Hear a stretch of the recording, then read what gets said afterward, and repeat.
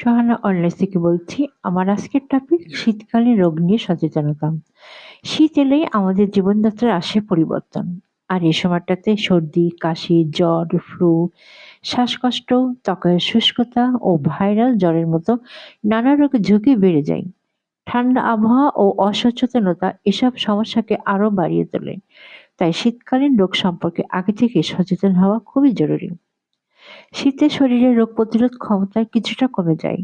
তাই নিয়মিত কুসুম গরম পানি পান করা, পরিষ্কার পরিচ্ছন্ন থাকা, হাত ধোয়ার অভ্যাস বজায় রাখা এবং উষ্ণ পোশাক পরা প্রয়োজন। পাশাপাশি পুষ্টিকর খাবার যেমন মৌসুমী ফল, সবজি, ভিটামিন সি সমৃদ্ধ খাবার ও পর্যাপ্ত প্রোটিন গ্রহণ করলে শরীর থাকে শক্তিশালী।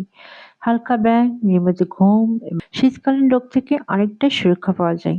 সচেতনতা ও সঠিক জীবনযাপনই শীতকালীন রোগ প্রতিরোধের সবচেয়ে বড় হাতিয়ার। নিজের ও পরিবারের সুস্বাস্থ্য নিশ্চিত করতে এখনই গড়ে তুলুন স্বাস্থ্যকর অভ্যাস। সুস্থ জীবনযাপনের পথে আপনার বিশ্বস্ত সঙ্গী হিসেবে পাশে আছে Sohana always. Thanks for watching.